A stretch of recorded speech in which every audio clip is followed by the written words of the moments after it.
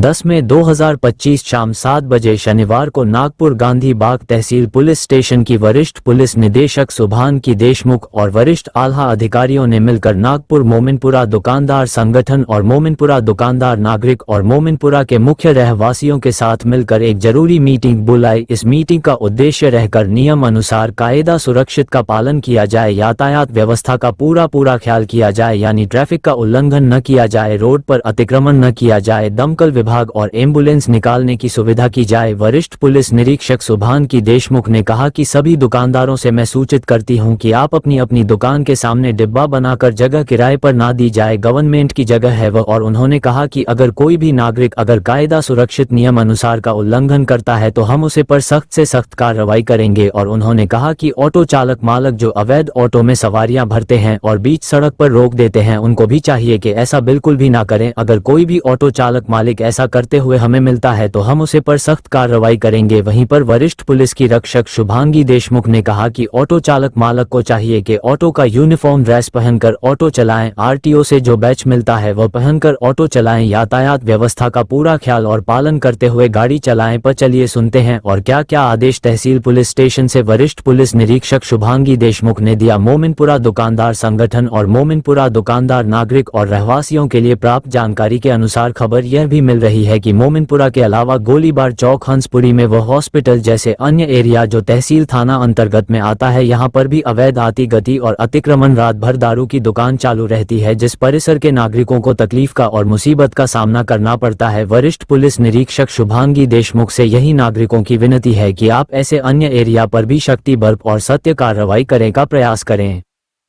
आज पुलिस थाना तहसील में मोमिनपुरा व्यापारी दुकानदार और इधर भी जो कोई होटल चालक मालक है उनका हमने कॉमनली एक मीटिंग लिया था। पुलिस थाना के तरफ से हमने उनको निवेदन किया है और रिक्वेस्ट किया है कि कायदे अनुसार जो भी परवाना धारक है उनका जो भी कुछ टाइमिंग है उस टाइमिंग के अनुसार वो अपने दुकान या व्यापार बंद करें। निश्चित टाइमिंग से ज़्यादा टाइमिंग में अपने दुकानदारी चालू ना रखें। उसके सिवा दुकानदारों ने जो भी कुछ अतिक्रमण उनके दुकानों के सामने किया है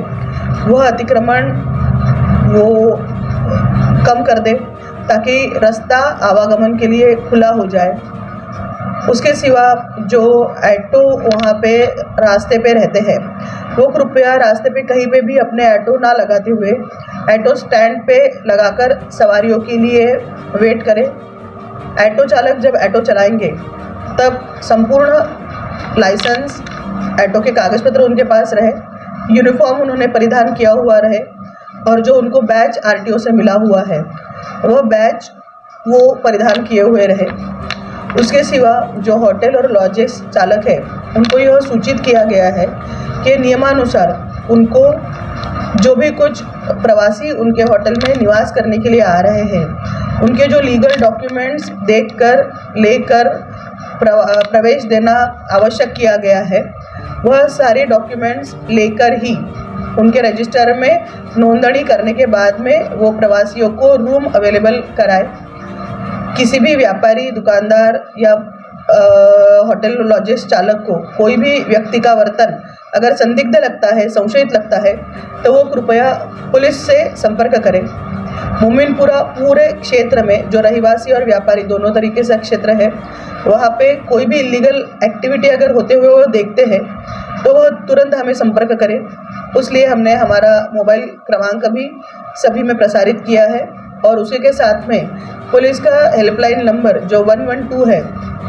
वह उसकी जानकारी भी व्यापारियों को देते हुए उस पर वह संपर्क कर सकते हैं, इसका मालूमात दिया है। उसके साथ में लोगों ने अपने दुकानों पर अगर वो सीसीटीवी लगाते हैं तो उसका जो कवरेज क्षेत्र है वो रास्ते से लेकर दुकान के 50 फुट राइट और लेफ्ट कवर करने वाला अगर होता है और नाइट विजन वाले कैमरे अगर वो यूज़ करते हैं तब वह पुलिस और जनता दोनों के लिए उपयुक्त होता है। अगर वो लगा सकते हैं तो वो लगाए, ऐसा हमने उनसे आह्वान किया हुआ है। उसके सिवा जो भी व्यापारी आज मीटिंग के लिए हाजिर थे उन्होंने बहुत ही पॉजिटिव रिस्पांस पुलिस थाना तहसील को देते हुए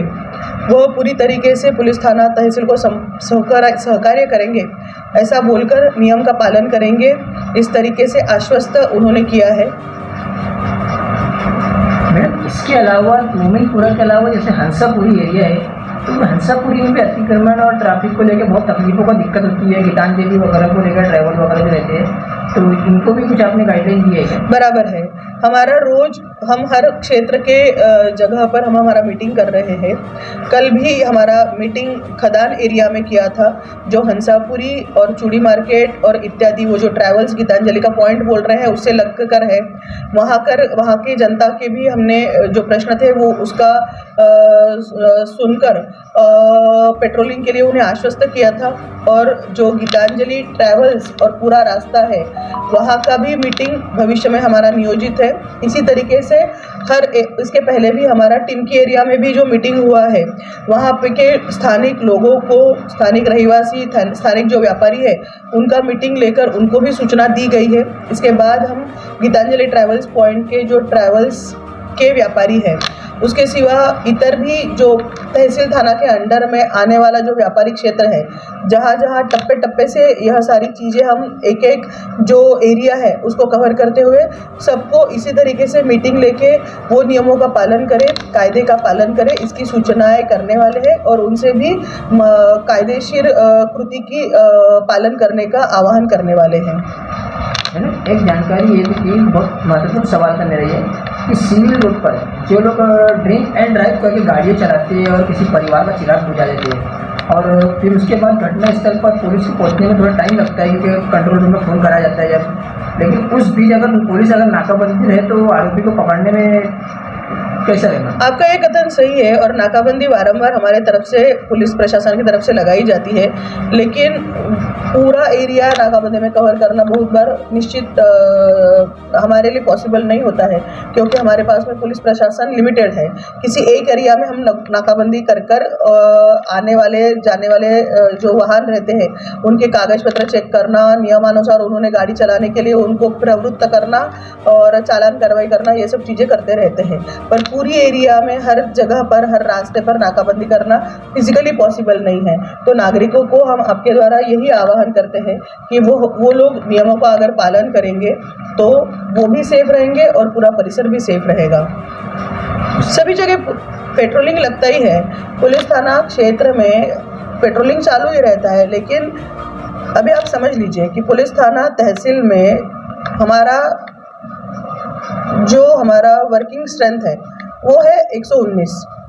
जिसमें से दिन में हमारे हाथ में सब छुट्टी वुट्टी सब बंदोबस्त ये वो जो भी कुछ है